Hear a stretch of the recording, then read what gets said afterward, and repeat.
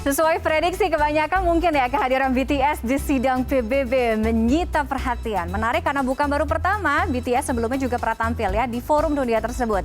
Tak sedikit yang berpendapat bahwa kemunculan grup K-pop papan atas tersebut menjadi strategi diplomasi yang jitu. Kami bahas bersama pengamat hubungan internasional, Bapak Teguh Reza Shah. Selamat malam, Pak. Selamat malam CNN Indonesia. Selamat malam, terima kasih. Ini ARMY juga atau bukan nih? Saya nggak tahu nih, Pak Teguh. ARMY juga. Persis ya, seperti yang dimimpikan Bung Karno 70 tahun silam ini. Apa, di mana 1000 orang tua itu hanya bisa bermimpi, satu orang pemuda bisa mengubah dunia. Wah. Dan Korea Selatan dengan diplomasi globalnya punya 7 anak muda yang bisa ditargetkan untuk 7 kawasan sekaligus. Betul. Satu ke Amerika Utara, satu Amerika Selatan, satu Afrika, satu Asia, satu Australia, mungkin satu ke Antartika. Atau mungkin satu orang itu bisa menghandle 2 atau 3 isu dari Sustainable Development Goals. Ini luar biasa. Dan kita ketahui bersama kan jumlah generasi muda di dunia sekarang ini sangat besar. Betul. Misalnya di India ada 235 juta, di Cina 225 juta, dan di Indonesia ada 63 juta. Dan rata-rata orang Indonesia itu tahu generasi mudanya, generasi yang melek komputer itu tahu. Dan saya yakin jumlah stok generasi muda ini akan meluas karena dunia saat ini memiliki 1,8 miliar penduduk usia muda begitu. Iya. Tidak mustahil ya tokoh-tokoh Korea ini menjadi tokoh-tokoh baru untuk menjadi ini pembawa pesan damai dari Korea Selatan ke seluruh dunia. Oke, berarti gunakan buat mencari proyek-proyek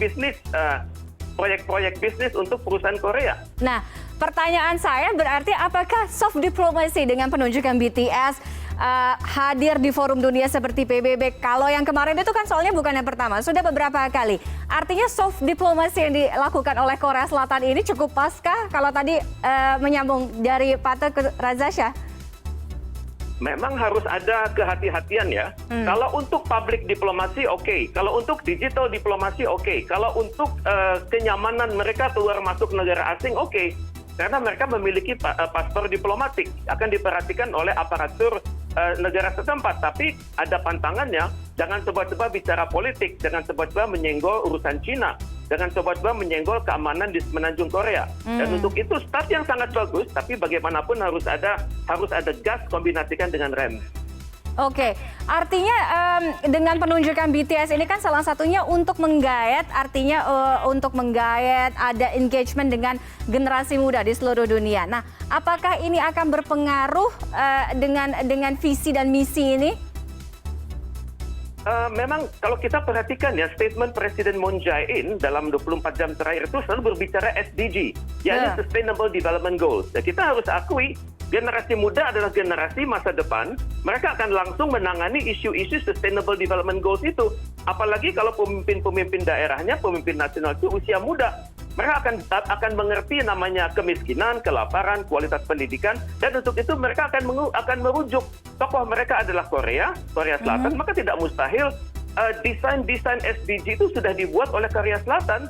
Dan mereka ini 7 orang ini Jungkook, V, Park Jimin, Jin, RM, dan J-Hope itu tidak mustahil sudah disentir untuk secara spesialis menghandle satu isu-isu tertentu. Dan mereka cukup berbahagia, cukup menggunakan bahasa Korea dan kemudian diterjemahkan oleh seorang penerjemah yang sangat berkualitas. Dan untuk itu ya tercipta TikTok dengan pemimpin-pemimpin dunia yang kira-kira ya umurnya dekat-dekat mereka, 30-an di bawah 35.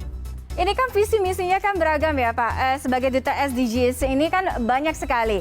Nah, melihat mereka masih muda, oke, mumpuni, sangat multi talented, berbakat, siapa yang nggak tahu BTS gitu di seluruh dunia ini. Tapi untuk menyelesaikan tugas sebagai duta ini, apakah karena kan pasti nggak gampang, ini kan berat sekali. Memang tugas diplomatik itu 24 jam. Itu bukan hanya kita berbicara kementerian teknis, tapi kita berbicara suatu demokrasi, kita berbicara suatu contoh diplomasi yang dilakukan oleh Korsel di seluruh dunia. Maka mereka bisa menjadi entry point yang baik, dan kemudian mereka bisa menyampaikan dengan bahasa yang dimengerti oleh generasi muda, dan mereka bisa menarik perhatian generasi muda. Maka tidak mustahil dengan kedatangan mereka ke berbagai negara, maka akan terlahir generasi muda yang bisa menjadi membawa suara mereka sehingga mempengaruhi pemerintah pusat dalam mengambil keputusan. Misalnya penyelesaian kasus-kasus air bersih, model Korea. Kemudian penataan iklim dengan model Korea. Kemudian pembangunan kota berkelanjutan dan menggunakan teknologi 5G buatan Korea. Maka saya bisa membayangkan manfaat ekonominya akan luar biasa sekali. Oke. Jadi Anda melihat bagaimana soft diplomasi yang dilakukan oleh Korea Selatan melalui pendekatan di sektor hiburan ini memang rumusan terbaik. Jadi memang betul memanfaatkan momen saat ini. Kita tahu bahwa Hallyu atau Korean Wave ya, apalagi kalau kita sebut BTS, Blackpink yang juga ditunjuk sebagai duta SDGs ini, dengan adanya penunjukan ini memang betul ini menjadi momen emas untuk Korea Selatan. Ini sebenarnya hubungannya simbiotik ya, karena buat kelompok ini juga mereka sudah memiliki banyak simpatisan di seluruh dunia, banyak pengikut-pengikut fanatik, dan kalau kita perhatikan, sumbangan mereka terhadap pajak Korea itu luar biasa sekali. Jadi paling tidak ada kesulitan dari pemerintah Korea Selatan untuk masuk ke suatu negara, karena generasi mudanya sudah tidak menolak begitu. Dan untuk itu malah nanti tidak mustahil kalau mereka datang ke suatu kawasan ya, pesawat mereka sudah ditunggu oleh ribuan fans, dan begitu mereka ini mengingatkan saya pada situasi The Beatles tahun 70-an silam begitu. Sebelum mereka datang masyarakat sudah ribut, kemudian masyarakat sudah terlibat, sudah tahu apa yang akan dia katakan, dan untuk itu media massa akan penuh dengan pemberitaan siapa itu Jin, siapa itu Suga, siapa itu V, siapa itu Jungkook, dan tidak mustahil secara serentak orang-orang ini akan beredar di seluruh dunia. Ya.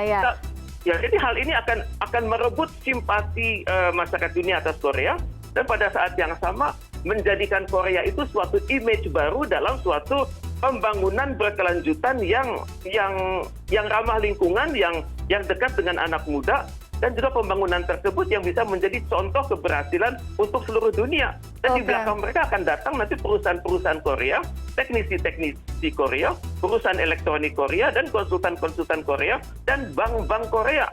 Karena mereka sudah tidak perlu promosi lagi, sudah di-endorse oleh tokoh-tokoh yang 7 itu. Oke, termasuk juga tak sedikit yang memprediksi bahwa ini bisa saja, apakah ini mungkin juga salah satu dari bagian strategi politik internasional dari Presiden Moon Jae-in sendiri, dan juga pastinya berpengaruh dong pada elektabilitas Presiden Moon Jae-in? Ya otomatis terjadi suatu dialektik ya. Apa yang dilakukan di luar negeri akan berdampak ke dalam negeri. Saya pikir Moon Jae-in sudah hitung-hitungan. Ya tentunya juga tidak bisa dilepas sendiri anak-anak muda itu. Mungkin satu orang harus punya 2 orang konsultan, dan secara teratur mereka mengadukan focus group discussion, mereka melakukan berbagai simulasi, dan mereka juga memperkuat kemitraan dengan generasi muda di luar negeri. Sehingga masyarakat di seluruh dunia di berbagai benua tersebut akrab dengan apa yang dipikirkan oleh 7 tokoh ini. Kemudian juga mereka tahu persis akan ada policy apa dari 7 tokoh ini, karena policy 7 tokoh ini akan identik dengan apa yang dirancang oleh pemerintah Korea Selatan. Entah isunya pembangunan, entah isunya kesehatan, entah isunya apapun, satu dari 17 items dalam SDG tersebut. Oke, yang pasti kenapa saya bilang strategi diplomasi forum dunia, karena 7 member BTS ini tidak hanya menarik generasi muda, tapi juga lintas generasi, termasuk Pak Teuku Reza Shah ya, yang udah hafal banget membernya namanya siapa aja tuh tadi. Terima kasih Pak Teuku Reza Shah sudah bergabung dengan CNN Indonesia Connected malam hari ini. Nanti kapan-kapan kita diskusi yang lebih menarik lagi ya. Terima kasih Bapak, selamat malam, sehat selalu. Terima kasih, selamat malam.